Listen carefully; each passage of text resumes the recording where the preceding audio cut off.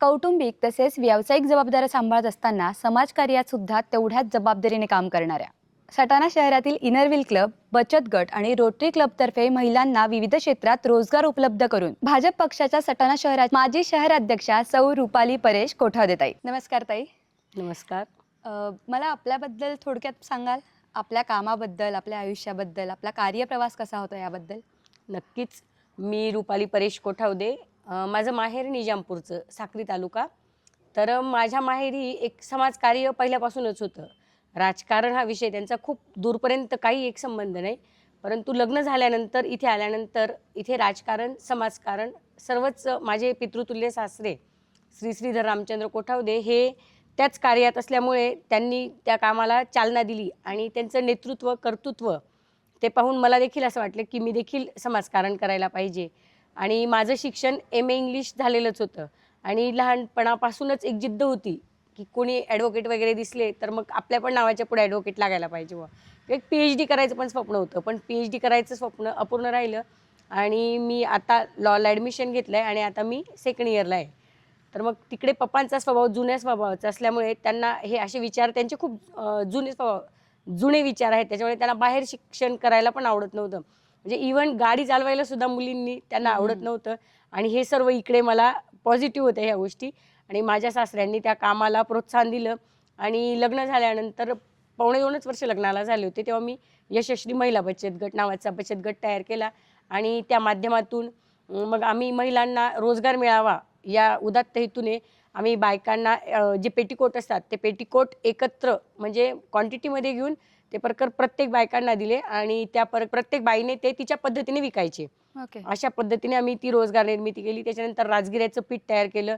म्हणजे अगदी quintal quintal राजगिरा आणून आम्ही त्याचं पीठ तयार केलं आणि ते पीठ प्रत्येक दुकानात बायकांना द्यायला सांगितलं. अशा पद्धतीने एक एक नागलीचे पापड केले असतील ते हॉटेलांना दिले असतील.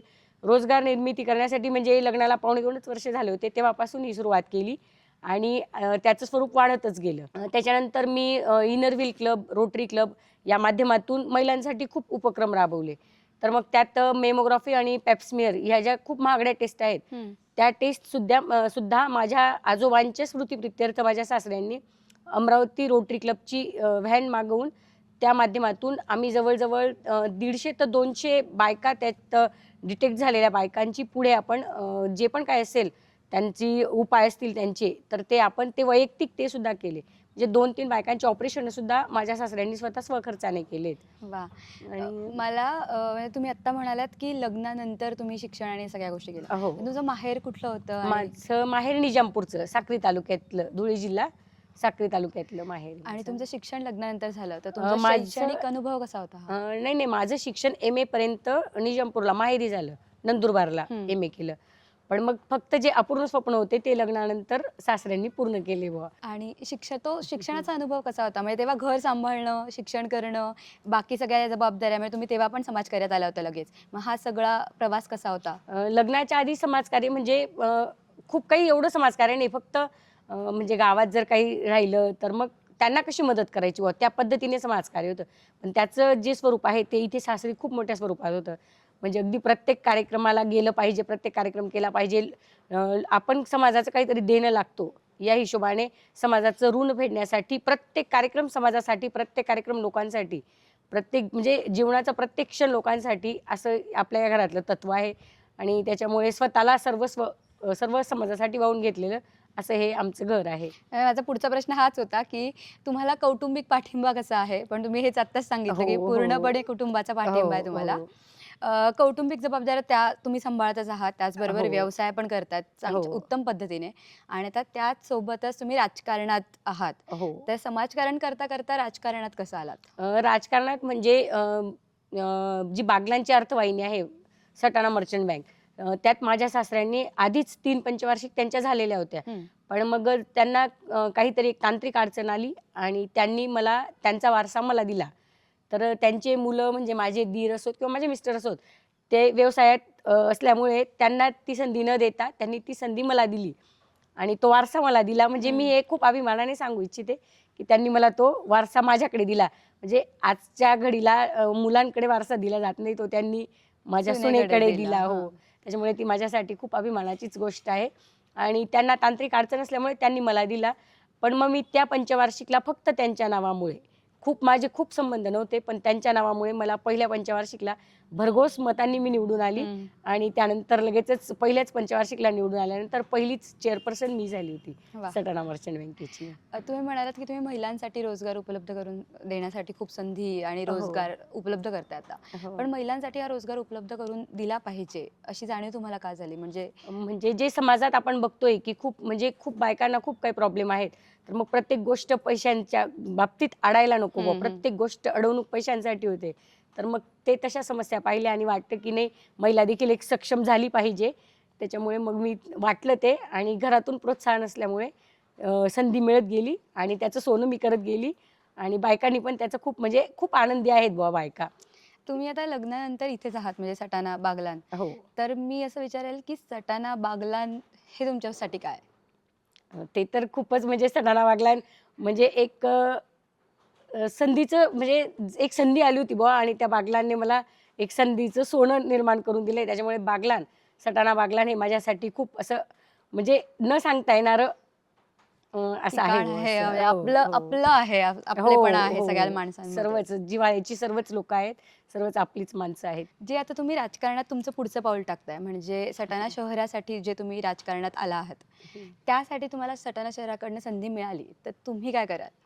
मी नक्कीच जेही काही महिलांसाठी मी सर्वात पहिले महिलांचे जे प्रॉब्लेम आहेत, पाण्यापासून दिवस उगवला म्हणजे पाणी लागतं, बरोबर. आणि ते पाण्याचा खूप जबरदस्त प्रॉब्लेम सटाणा शहरात आहे. तर मग ते गढूळ पाणी असो किंवा न येणारं पाणी असो, किंवा बायकांना जे प्रॉब्लेम फेस करावे लागतात, की एक टाईम नाही आहे पाणी येण्याचा. तर ते टाईम फिक्स करण्यापासून असो, किंवा जेही काही रखडलेली कामं आहेत, ती कामं प्रथम पूर्णत्वास नेण्याचा नक्कीच माझा नाही तर आमचा प्रयत्न असेल. आपण म्हणूया एक शिक्षण, रोजगार या सगळ्या गोष्टी आहेत युवांसाठी, तर त्यासाठी तुमची काय मतं आहेत किंवा तुम्ही काय उपाययोजना कराल? नक्कीच आता जे घरपट्टी वगैरे वाढण्यासारखे जे काही प्रॉब्लेम आहेत, त्या प्रॉब्लेम पूर्ण परिवार त्याच्याने विस्कळीत झाले आहेत, की महागाई वाढते आहे आणि याचा त्रास वेगळा. तर ते त्रास नक्की कमी करण्याचा आमचा प्रयत्न असेल. एक कॉमन असा कोणता मुद्दा आहे का किंवा हा त्रास आहे, हा सटाणा संपूर्ण शहराला होतोय आणि हा तुम्हाला माहिती आहे, पण मी सर्वात पहिले या त्रासाकडे बघेल आता, असा कोणता त्रास आहे? पाण्याचाच त्रास खूप मोठा आहे इथे. कारण पाणी हे एक जीवन म्हटलं जातं त्याला. प्रत्येक गोष्ट पाण्यावर अवलंबून आहे, आणि त्या पाण्याचा खूप जबरदस्त त्रास सटाणा शहराला आहे. आता साथीचे जे रोग येत आहेत, ते सगळे 1 महिना पण होत नाही तोपर्यंत साथीचे आजार डोकंवरती काढतायत. तर मग त्या आजारांना कसा आळा घालता येईल, त्याच्यासाठी आम्ही नक्कीच उपाययोजना करणार आहोत. आपण जेव्हा समाजकार्य करत असतो, तेव्हा आपल्याला चांगले, वाईट दोन्ही अनुभव येत असतात. हो. तशा काही समस्या आल्या का तुम्हाला? तशा समस्या तर काही असं अजूनपर्यंत तर नाही काय आल्या आहेत. पण जे आपण बघतो आहेत, की नाही बुवा, तर मग या लोकांच्या समस्या आपल्याला सोडवायच्या आहेत. ही तयारी आपण केली, की आपल्याला या समस्या सोडवायच्याच आहेत. एक रामबाण औषध आपल्याला त्याच्यावर काढायचं आहे. तर एक कोणाचा आलेख आपल्याला कमी करायचा नाही, तर आपला आलेख आपल्याला यशाचा आपला आलेख वाढवायचा आहे. हीच एक मानसिकता आहे, आणि त्यासाठी नक्की सटाणा शहर स्वच्छ आणि सुंदर करण्यासाठी आम्ही प्रयत्न करणार आहोत. आणि समाजकार्य करत असताना खूप सारे आपल्याला आशीर्वाद सुद्धा मिळत असतात. म्हणजे जेव्हा आपण एखाद्याचं चांगलं करतो, तेव्हा आपल्याला तो छान आशीर्वाद सुद्धा देतो. हो. तशी एखादी गोड आठवण? हो, खूप एक नाही सांगता येणार, तर खूप सारे आठवणी आहेत. पण आपल्याला त्या लोकांना दाखवायच्या म्हणून आपण ते काम केलं नव्हतं. तर ते फक्त आपलं काम आहे म्हणून आपण काम केलं होतं. म्हणून खूप साऱ्या आठवणी आहेत, की ज्या मोबाईलमध्ये नाही कॅमेऱ्यात बंद करता नाही आल्या, परंतु त्या खूप हृदयात आहेत. आणि आज देखील फक्त एक रक्ताचंच नातं असतं असं नाही. तर मी एक सटाणा शहराची सून आहे, परंतु नकळत मी खूप लोकांची लेक झालेली आहे. आणि एक हास्यविनोद जरी म्हणता येईल तरी चालेल. तर माझे मिस्टर म्हणतात, की मी जावई झालोय आणि तू लेक झाली बुवा सटाण्याची असं. बरोबर. तुमच्या आता पुढील कारकिर्दीमध्ये तुम्ही सटाण्याचा विकास पुढील 5 वर्षामध्ये कसा बघतात? ज्या लोकांच्या समस्या असतील त्याच्यावर सोडवण्याचा तर तो आपला पूर्ण तोच माणूस आहे. आणि जे पुण्यात पाणी पुरवठा असेल, किंवा रिंग रोड असेल, हे जे काही मोठे रखडलेली कामं आहेत ती पूर्णत्वास नेण्याचा आमचा मानस आहे. आणि जे रिंग रोड पूर्ण काम नसल्यामुळे जे वाहतुकीचा खूप मोठा प्रश्न आहे, आणि त्या दृष्टीने खूप ॲक्सिडेंट आमच्या घराजवळच खूपदा आम्ही डोळ्यांनी पाहिलेले आहेत. इव्हन आमचे मुलगी ती सुद्धा वारली आहे. खूप असे एक दिवसाआड ॲक्सिडेंट होतात. असे जागोजागी खूप अशा निष्पाप जीवांचे बळी जात आहेत. तर त्यासाठी नक्कीच वाहतुकीची कोंडी रोखण्यासाठी आपला पहिला प्रयत्न असेल. जर सटाणा शहरातील लोकांना काही आवाहन करायचं असेल तर ते कोणतं असेल? तर जे सटाणावासियांनी आमच्या कुटुंबावर, मग ते सटाणा मर्चंट बँक असो किंवा कृषी उत्पन्न बाजार समिती असो, या माध्यमातून आमच्या परिवारावर जे सटाणा शहरवासियांनी प्रेम दाखवलं आहे आणि ते प्रेम याही क्षेत्रात राहीलच, ते त्याहीपेक्षा जास्त द्विगुणित होईल यात तीळमात्र शंका नाही. आणि सर्वांचे आशीर्वाद तर आमच्यासोबत आहेतच आमच्या परिवारावर, त्याच्यामुळे ते राहतीलच यात तीळमात्र देखील शंका नाही आहे. समाजकार्यासोबतच तुम्ही समाजकार्याला राजकारणाची जोड दिली आहे. मग हा जो तुमचा राज्यकारभार असेल तो तुम्ही कसा कराल? तसं तर आपण राजकारणातून समाजकारणात आलेलो नाही आहेत. आपण समाजकारणातून राजकारणात आलो आहेत. त्याच्यामुळे जेही राहील ते समाजहिताचंच राहील आणि जेही काही कार्यभाग करू तो नक्कीच समाजहितासाठी आणि पारदर्शकच राहील, अशी मी म्हणजे ग्वाहीच देते बुवा आज. महिलांना, तरुणींना तुम्ही काय संदेश द्याल? तर मी महिलांना तरुणींना पण एक सांगू इच्छिते, की स्त्री शक्ती काय करू शकत नाही, तर स्त्री शक्ती ही सर्व काही करू शकते. बरोबर. त्याच्यामुळे मी हेच एक सांगते, की स्त्री शक्ती ही कमी नाही आहे सगळ्या बाबतीत आणि आता तर 50% आरक्षण असल्यामुळे स्त्री शक्ती काहीही करू शकते. तुम्ही लग्नानंतर समाजकार्यात आला, तर तुमची इकडची म्हणजे कुटुंबाची राजकीय पार्श्वभूमी कशी आहे? तर मला परिवारच सांभाळायचा आहे, फक्त एवढंच होतं बुवा डोक्यात. असं काही वाटलं नव्हतं, की इच्छा असूनही असं काही करता येईल, असं काही वाटलं नव्हतं. परंतु ते माझ्या स्वभावाची देखील सासऱ्यांनी काहीतरी चुणूक पाहिली असेल आणि त्यांनी मला ही संधी दिली. आणि माझ्या सासऱ्यांचा म्हणजे राजकारणाबद्दल जर सांगायचं झालं तर माझे जे आजी-सासरे आहेत, ते ब्राह्मणगावचे प्रथम नागरिक होते आणि मला 5 सासरे आहेत. त्याच्यात मोठे सासरे पण राजकारणात होतेच आणि त्यांच्या पावलावर पाऊल ठेवून माझ्या सासऱ्यांनी जे राजकारणात पदार्पण केलं, मग ते कांद्याचे व्यापारी म्हणून असो, तर मग त्यांनी कांद्याच्या व्यापारापासून त्यांनी मार्केट कमिटीत अगदी संचालक पदापासून तर उपसभापती पदापर्यंतचं त्यांनी कार्यभाग पाहिला आहे. आणि एक शेतकऱ्यांसाठी जी तळमळ आहे, त्यांची जी शेतकऱ्यांप्रती जी आत्मीयता आहे, ही अगदी शब्दात न सांगता येण्यासारखी आहे आणि त्यांचा जो संघर्ष आहे तो खूप मोठा आहे. मग तो मर्चंट बँकेचा असो किंवा मार्केट कमिटीचा असो. जर मर्चंट बँकेत सुद्धा खूप खूप म्हणजे आतापर्यंत फक्त एक भांडण होतं. मग ते भांडण कसं मिटवायचं हे प्रत्येक वेळी प्रत्येक मंत्र्यांना भेटण्यापासून असो, मग फक्त जी सटाणा मर्चंट बँक आहे ती अगदी सुरळीतपणे तिचा व्यवस्थित कार्यभार चालावा या तळमळीपोटी अगदी त्यांनी खूप स्ट्रगल केलंय. म्हणजे आतापर्यंत त्यांचा जो संघर्ष आहे हा सर्वज्ञात आहे, सर्व लोकांनी पाहिला आहे आणि फक्त एकमेव हेतू की कोणाला त्रास होऊ नये एवढाच हेतू त्यांनी स्वतः त्यांच्या अंगावर घेऊन तो त्रास सहन केला आहे आणि हा सटाणा मर्चंट बँक अगदी दिमाखात चालू आहे. आणि मग ते शेतकऱ्यांसाठी असो, मार्केट कमिटीत सुद्धा तसाच काही प्रकार आहे. पण मग ते स्वतः खूप संघर्ष करून लोकांना समाधानी कसं ठेवता येईल, आनंदी कसं ठेवता येईल, हे त्यांचं नेहमीच तत्परता असते आणि नेहमी ते त्यांच्या स्वभावातून अगदी कमी बोलून, जास्त न बोलता कमी शब्दात बोलून ते त्यांचं काम करत असतात. आणि त्यांची जी दातृत्वाची जी भावना आहे, मग ती इतकी मोठी आहे, की म्हणजे त्याला अगदी शब्दच नाही आहेत. कुठलाही छोटा-मोठा कार्यक्रम असो, कुठलाही देणगीदार आला असो, त्यांनी कधीच त्याला नाराज केलं नाही आहे. आणि ज्यावेळी अयोध्येला राम मंदिराची प्राणप्रतिष्ठा झाली, त्यावेळी सर्वात मोठा जो कार्यक्रम सटाण्यात झाला, तर त्या कार्यक्रमाच्या वेळीसुद्धा माझ्या सासऱ्यांनी ₹1,11,111 सर्वात मोठी देणगी देऊन सटाणा शहराला राम मंदिरासाठी ती मदत केली आणि भव्य-दिव्य असा जो दिमाखात कार्यक्रम पार पडला. खूप मोठी मिरवणूक निघाली आणि त्या कार्यक्रमाला सर्वात जास्त हजारोच्या संख्येने भगिनी होत्या आणि ते भगिनीचं संघटन करण्याचं काम देखील त्यांनी माझ्यावर सोपवलं होतं आणि मी ते काम अगदी पूर्ण निष्ठेने ते काम केलं आणि सर्वात जास्त भगिनींचा त्या कार्यक्रमात मोठा सहभाग होता. खूप सुंदर अशी जी भव्य रॅली निघाली राम मंदिराच्या वेळी, ती खूप विलोभनीय अशी सटाणा शहरात निघाली होती रॅली. समाजकार्य तुम्ही करताय, छोटी-मोठी खूप सारी कामं तुम्ही केली आहेत आणि खूप सारे यातले उल्लेखनीय आहेत. तर त्याबद्दल तुम्हाला जे काही पुरस्कार मिळाले ते कोणते आहेत? तर मी जे समाजकार्य करत होती, म्हणजे आमचं कुटुंबच बुवा पूर्ण. तर मग मी एक फक्त माध्यम म्हणून अ, जनतेसमोर होती बुवा. मग मला लोकमतचा जनसेवक पुरस्कार मिळाला आहे. त्याचप्रमाणे स्वर्ण भारत परिवार दिल्ली यांचा देखील नारी शक्ती पुरस्कार मिळाला आहे. त्याचप्रमाणे आभोण्याचा हिरकणी पुरस्कार मिळाला आहे. बेटी बचाओ फाउंडेशनचा पुरस्कार मिळाला आहे. पंजाबराव देशमुख पुरस्कार मिळाला आहे. वाह! त्याचप्रमाणे बागलान गौरव पुरस्कार मिळाला आहे. वाह! आणि प्रोत्साहन फाउंडेशनचा समाजभूषण पुरस्कार मिळाला आहे. असे अनेक पुरस्कारांनी सन्मानित झाली आहे. आणि हे जे काही कार्य करतोय त्याचीच दखल घेऊन हे पुरस्कार मिळाले आहेत, हे देखील तितकंच सत्य आहे. बरोबर. आणि हे काम आमचं, ही जी सेवा आहे समाजसेवा, ही अखंडपणे अविरतपणे चालूच राहणार आहे. मस्त. एक स्त्री, महिला म्हणून तुम्ही एवढ्या सगळ्या पुरस्कारांनी सन्मानित झाला आहात. तर सटाणाच्या म्हणा किंवा इतरही महिलांसाठी किंवा स्त्रियांसाठी, तरुणींसाठी तुम्ही काय करू इच्छिता? की समाजसेवा केली पाहिजे बुवा. आणि जी आपण समाजसेवा करतो ही दाखवण्यासाठी नाही, तर जी आत्मीयतेने केली जाते त्याची दखल नक्कीच घेतली जाते. आणि त्याचंच एक फळ म्हणून किंवा त्याचाच एक पाठपुरावा जो केला जातो त्याचंच निमित्ताने हे पुरस्कार वगैरे मिळतात. आणि त्यातून एक प्रेरणा मिळते की नाही, आपण जे एक काम करतोय त्याच्यातून आपण अनेक 10 कामं केली पाहिजे. भारत सरकारने याचा देखील काही विचार केला आहे आणि म्हणून महाराष्ट्रात लाडकी बहीण योजना जी सुरू केली आहे, तर त्यातून की बायकांनी काहीतरी आपल्या स्वतःसाठी काहीतरी रोजगार निर्मिती केली पाहिजे. जे काही ₹1500 मिळतात लाडक्या बहिणीचे, त्यातून काहीतरी व्यवसाय सुरू केला पाहिजे. हीच एक सरकारची इच्छा आहे की सर्व महिला सक्षम बनल्या पाहिजेत आणि म्हणून ती लाडकी बहीण योजना सुरू केली आहे. तर मग त्याच्यातून आपण काहीतरी शिकलं पाहिजे आणि नक्कीच आपण त्यातून प्रेरणा घेऊन आपण काहीतरी व्यवसाय केला केला पाहिजे. पाहिजे. मॅम, तुम्हाला काय वाटतं आता सटाणा शहराचा विकास हा कोणत्या दिशेने झाला पाहिजे किंवा कोणत्या गतीने झाला पाहिजे? तर सटाणा शहरात जी म्हणजे अगदी पूर्ण सटाणा वासियांचा जो जिव्हाळ्याचा प्रश्न आहे, की जे देवमामलेदार यशवंतराव महाराज यांचं जे स्मारक आहे, ते जे सांगितलं होतं ते काम त्याचं पूर्ण अपूर्ण आहे. खूप गरज आहे ते काम पूर्णत्वास नेण्याची. त्याचप्रमाणे पुणत पाणी पुरवठा योजना, की जी पुणत पाणी पुरवठा योजना, पुणतचं पाणी थेट सटाण्यात यायला पाहिजे होतं.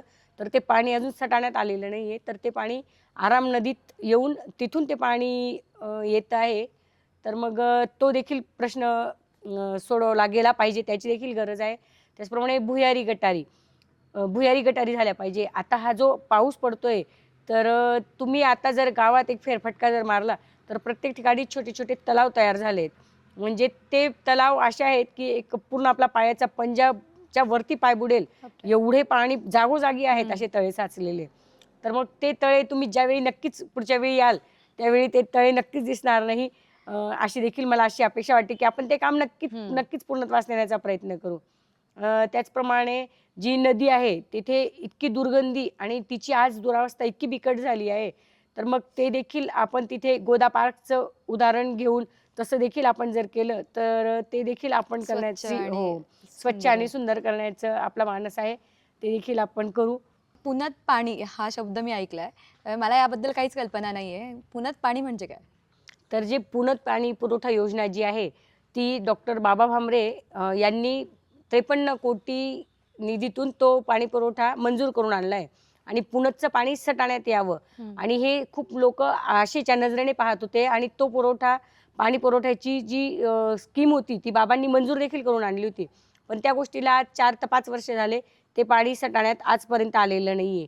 आणि त्या पाण्यामुळे काय होतंय, की आता मागच जे तत्कालीन नगराध्यक्ष आहेत, ते घेऊन गेले होते पुणत पाणी पुरवठा योजनेला. सटाण्यातील बऱ्याच महिलांना ते पाणी पुरवठा पाहण्यासाठी घेऊन गेले होते आणि त्यांना तिथे असं देखील दाखवण्यात आलं, की ते पाणी फिल्टर करून येत आहे. पण ते फक्त दाखवण्यात आलं आणि त्या गोष्टीला एकही बाई राजी झाली नसेल ते बघून. कारण आज जे पाणी येतंय ते पूर्ण दूषित पाणी येतंय, पूर्ण गढूळ पाणी येतंय प्रत्येकाच्या नळाला. त्याच्यामुळे तिथे त्या बायकांना फक्त एक समाधानासाठी दाखवण्यात आलं आणि बायका फक्त एक ट्रिप म्हणून ते फिरून आले. तो विषय दूरचा आहे. परंतु यामुळे नुकसान काय होतंय, की जे लाईट बिल येतंय, तर ते पाणी पुणत पाणी पुरवठा योजनेच्या तिथून देखील लाईट बिल येतंय आणि सटाणा नगरपालिकेला देखील त्याचं लाईट बिल येतंय आणि ते लाखोच्या घरात आहे. ते लाईट बिल वाढल्यामुळे इकडे घरपट्टी वाढवण्यात आली आहे आणि त्या घरपट्टी वाढवल्यामुळे म्हणजे मी एक व्यापाऱ्याची मुलगी आहे, व्यापाऱ्याची सून आहे, व्यापाऱ्याची भाऊजाई आहे, व्यापाऱ्याची बायको आहे. त्याच्यामुळे मला हे कळतंय, की आज हा जो खर्च आहे, हा अगदी म्हणजे बजेटच्या बाहेर जातोय, की ज्यांचं काही एक समीकरण असतं संसार करताना, की काहीतरी जुळवणूक व्हावी. ते समीकरण खूप बदलतंय आणि हा खूप मोठा फटका सटाण्याच्या जनतेला बसतो आहे. आणि ह्या फटक्यामुळे खूप लोकांचं खूप आर्थिक नुकसान होतंय. त्यांची सगळी धोरणं चुकतायत आणि त्याचप्रमाणे 4 वर्षापासून प्रशासक बसल्यामुळे जे धोरणात्मक निर्णय आहेत ते पण घेता येत नाहीयेत. लोकांना ज्या काही त्यांच्या समस्या आहेत त्या देखील मांडता येत नाहीयेत. म्हणजे एक पाऊस पडला किंवा पावसाने थोपटलं आणि नवऱ्याने मारलं तर तक्रार कोणाकडे करायची असा विषय आज सटाणा शहरात झाला आहे. तर मग असं ह्या पुणत पाणी पुरवठ्याच्या योजनेमुळे म्हणजे लोकांना एक काहीतरी दिशाभूल करून राहिलेत, की पाणी येतंय आणि ते पाणी मुळात सटाण्यात पुणत पाणी पुरवठ्याचं पाणी येतच नाहीये आणि ही जी घरपट्टी वाढली आहे त्याच्यामुळे खूप समस्या निर्माण होत आहेत. तर ती जर कधी पुण्यात पाणी जर सटाण्यापर्यंत पोहोचलं तर नक्कीच घरपट्टी देखील कमी होईल आणि जो आर्थिक धोरणांचं जे समीकरण बदलत आहेत ते देखील दुरुस्त होतील आणि हा जो आर्थिक जो फटका आहे हा याचं सोसण्याचं जे प्रमाण आहे ते ऑटोमॅटिक कमी होणार आहे. त्याच्यामुळे माझा नक्कीच मानस आहे की हा जर प्रॉब्लेम सॉल्व्ह झाला आणि अशी खूप सारे आहेत असे समीकरणं की ज्यांचा आज लसावी मसावी काढता येणार नाही. तर असे जे आहेत तर ते मी नक्कीच तुम्ही जर आशीर्वाद दिला, तुम्ही जर ठरवलं की या समस्यांपासून दूर व्हायचे किंवा या समस्या सोडवायच्या आहेत, तर त्यासाठी जर तुमचे आशीर्वाद मला मिळाले तर नक्कीच आपण ते काम पूर्णत्वास नेण्याचा प्रयत्न करू. हा जो पाण्याचा प्रश्न आहे तर सटाण्याच्या जनतेने म्हणजे लोकांनी याच्यावर आक्षेप घेतला नाही का? म्हणजे तशी आक्षेप घेण्याची आतापर्यंत कधी वेळच नाही आली आहे. कारण निसर्गाची छान कृपा आहे सध्या. 4 वर्षापासून पाऊस देखील व्यवस्थित आहे. त्याच्यामुळे दुष्काळ हा विषय खूप नाहीच. लांब-लांबपर्यंत याचा हं. विषयच नाही आला. आता विषय येतो तो गढूळ पाण्याचा आणि हे प्रत्येक घराघरात मान्य आहे, की जे पाणी इथं प्रत्येकाच्या नळाला असं कोणाच्याच नळाला म्हणजे जे तत्कालीन नगराध्यक्ष आहेत त्यांच्या नळाला देखील स्वच्छ पाणी येतं असं नाहीये. तर ते सगळ्या प्रत्येकाच्याच नळाला गढूळ पाणी येतंय. त्याच्यामुळे आता जनता जागृत झाली आहे. आता जनतेला कळतंय, की जे पाणी येतं आहे ते गढूळ पाणी येतंय आणि त्याच्यामुळे आता आक्षेप घ्यायला आत्ता कधी सुरुवात झाली आहे. कारण जे त्रास होत आहेत ते आता लोकांना म्हणजे सहन करावे लागत आहेत. त्याच्यातून मग लोकं आता ही वाचा फोडतायत, की नाही बुवा आता असा-असा प्रॉब्लेम आहे. याआधी कधी पाण्याने वरून राजाची भरपूर कृपा झाली 4 वर्षापासून. पाण्याने कमी नसल्यामुळे दुष्काळ पडला नाही. त्याच्यामुळे हे बोलण्याची कधी वेळच नाही आली. आता ही वेळ येते फक्त गढूळ पाण्यामुळे आणि जे खोटं सांगितलं जात आहे, की फिल्टर पाणी आहे पुण्यातला आणि ते फिल्टर बसवले गेलेत आणि ते पाणी येतंय. पण जर फिल्टर बसवलेलं राहिलं असतं तर कोणाच्याच नळाला आज गढूळ पाणी आलं नसतं. असं पण होऊ शकतं की त्रास प्रत्येकालाच होतो, पण सांगायचं कोणाला? हा प्रश्न असतो जनतेसमोर. तर मी म्हणेल की तुम्ही आहात, तर आज जनता त्यांचे सगळे प्रश्न तुमच्याकडे मनमोकळेपणे मांडू शकते आणि तुम्ही ते सॉल्व्ह करायला आहातच नक्कीच आणि तुम्ही त्यांना मदत कराल. नक्कीच, नक्कीच. जेव्हा मी आता भेटीगाठींना वगैरे जातो ना, तेव्हा सहज प्रत्येकाच्या तोंडून हेच वाक्य येतंय, की "हे पाणी काय आहे बुवा? हे गढूळ पाणी आहे. तर ताई तुम्ही याच्यावर मार्ग नक्कीच काढा." आणि लोकांना अपेक्षा पण आहे. म्हणजे की हे करतील बुवा प्रॉब्लेम सॉल्व्ह. आहे तितका जनतेचा आपल्यावर विश्वास आणि लोकं सांगतायत त्यांच्या बोलण्यातून पण दाखवतायत लोकं, की तुम्ही हे प्रॉब्लेम सॉल्व्ह करणार बुवा असं. खोटे आश्वासनं हे कधी दिलेही नाही आणि राजकारणातून समाजकारणात आलेलो नाही, समाजकारणातून राजकारणात राजकारणात. आलोय. त्याच्यामुळे आश्वासन देणं ही गोष्ट आपल्या याच्यात नाहीच आहे बुवा, डायरीत नाहीये, की आश्वासनं द्यायचे. जे बोलायचं ते करायचं. वरुण राजेची भरपूर मेहरबानी आहे. भरपूर पाऊस पण येतोय, परंतु जे पावसाचं पाणी जमतंय ते सर्व वाहून जातंय. तर ते पाणी साठलं पाहिजे, की जेणेकरून जे शेतकऱ्यांच्या विहिरीची जी पाण्याची पातळी आहे ती उंचावेल. तर मग ते पाणी वाहून न जाण्यासाठी त्यासाठी बंधारे असणं आवश्यक आहे आणि ते बंधारे जर झाले भविष्यात, तर कुठल्याच प्रकारची अशी काही पाण्याची दुष्काळाची अडचण. अनुभूती सडाणा शहर अनुभवणार नाही. नक्कीच सुंदर आणि म्हणजे सधन असं बागलाण तालुका आहे, सटाणा शहर आहे आणि ते कायमस्वरूपी राहील. राहील. जातीपातीचं राजकारण झालं, तर मी वैयक्तिक कोणाचं नाव घेऊन बोलत नाही. पण जे जातीपातीचं राजकारण झालं त्याच्यामुळे एक समाजात फळी निर्माण झाली आहे. तर मग ज्यांना कामं दिले गेले ते फक्त आपले जवळचे लोकं, की जे आपल्या पायाखाली राहतील, आपल्या ताटाखालचं मांजर राहील अशाच लोकांना जे कामं दिली गेलेली आहेत. जे कॉन्ट्रॅक्टर आहेत ते फक्त आपलेच आहेत. दुसऱ्या कुठल्याच कॉन्ट्रॅक्टरांना त्याच्यात हस्तक्षेप करू दिला गेलेला नाही किंवा त्यांची कुठलीच कामं केलेली नाहीयेत. तर मग फक्त मेरी सुनो बरोबर. बस एवढंच एक वाक्य होतं आणि त्याच माध्यमातून त्यांनी जातीपातीचं राजकारण केलं आणि वशिलेबाजी म्हणता येईल इथे. हां. तर अशाच वशिल्याच्या लोकांना त्यांनी कामं दिली आहेत, की जे त्यांचं ऐकतील. दुसऱ्या कुठल्याच एका लोकांना त्यांनी काम दिलेलं नाहीये. जनतेचा विचार न न करता. करता त्यांनी फक्त स्वार्थ साधलाय. आपण सर्व समाजाला धरून चालणार आहेत. अगदी प्रत्येकाला. तर हे बोलून नाही तर आपण कृतीतून करून दाखवणार आहेत, की सर्व समाज हे आपले आहेत. सर्व आपण समाजाचं काहीतरी देणं लागतो. बरोबर. आपण त्यांचे काहीतरी ऋणी आहेत आणि याच माध्यमातून आपण सर्वांना सारखं धरणार आहेत आणि सर्वांना सारखी वागणूक देऊन सर्वांना सारखे कामं देण्याचा सर्वांचा विकास नक्कीच. झाला हो, पाहिजे हो. सोबत. आपला प्रामाणिक प्रयत्न तोच असणार आहे. तशी राजकारणाची आवड म्हणजे खूप नाही पण होती बुवा थोडीशी. तर मी 9वी-10वी असेल तेव्हा ई-टी-व्ही मराठीने मी मुख्यमंत्री झाले तर ही निबंध स्पर्धा ठेवली होती आणि त्या निबंध स्पर्धेत मी भाग घेतला होता आणि तेव्हा धुळे जिल्ह्यातून माझा पहिला नंबर आला होता आणि मला संभाजीनगर येथे सत्कारासाठी बोलवलं होतं. परंतु पप्पांच्या म्हणजे विचारप्रवाह त्यांचा जो होता जुन्या मतांचे, त्याच्यामुळे त्यांना असं वाटलं की नाही या कामासाठी एवढं लांब जायचं बुवा हां. आणि आर्थिक परिस्थिती खूप अशी बळकट नव्हती. त्यामुळे ह्या कारणासाठी लांब संभाजीनगरला जायचं. जायचं बुवा. तर मग त्यांनी तेव्हा ते नाकारलं. परंतु तेव्हा मला लेटर आलेलं आहे. म्हणजे माझ्यासाठी ती खूप एक अभिमानाची गोष्ट आहे, की मुख्यमंत्र्यांचं लेटर मला आलेलं आहे त्यावेळचं आणि तो खूप एक अभिमानाची गोष्ट आहे आणि तेव्हापासून एक प्रेरणा निर्माण होत गेली, की नाही मी काहीतरी करू शकते. आणि त्यावेळी जे डोक्यात संकल्पना होत्या, की नाही बुवा काय केलं पाहिजे, कशाने सुधारणा होईल, काय केल्याने काय होऊ शकतं आणि ते आज सत्यत्वात येतंय. म्हणजे एक स्वप्नातलं जे काही माझं स्वप्न आहे ते खरंच आज वास्तवात त्याचं रूपांतर होत आहे. आणि नक्कीच आज मी जे तेव्हाचं पाहिलेलं, मी मुख्यमंत्र्याचं स्वप्न पाहिलं होतं, परंतु मी ते नगराध्यक्षाच्या रूपाने आज ते स्वप्न नक्कीच पूर्ण पहिलं करणार पाऊल आहे. आहे हे. हो, पहिलं पाऊल म्हणजे सुरुवात झाली बुवा, सुरुवात आता झाली तर आहे. ती करायला काय अडचण नाही बुवा Yes. असं. त्याचप्रमाणे मी कुटुंबाच्या बाबतीत सांगू शकते, की जे आमचं कुटुंब आहे, ते आजकाल एक फक्त नवरा आणि बायको आणि एक त्यांचा मुलगा याच्या व्यतिरिक्त कुठेच कुटुंब बघायला मिळत नाही. आज आमचं 10 ते 11 जणांचं कुटुंब आहे आणि अगदी आदर्श कुटुंब आहे.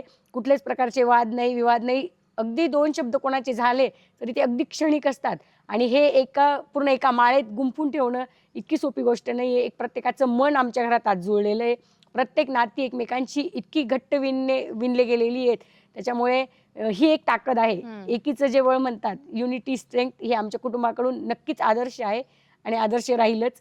हे मी नक्की आनंदाने सांगते. तुमचे विचार इतके प्युअर आहेत, तर तुमच्या या सगळ्या गोष्टींसाठी म्हणजे तुमच्या या विचारांसाठी तुम्ही जे काही पुढच्या आखणी करतायत, या सर्वांसाठी तुम्हाला प्रेरणा कुठून मिळाली? ती प्रेरणा तर म्हणजे सर्वे सर्वा माझे पितृतुल्य सासरे, तात्या तेच आहेत.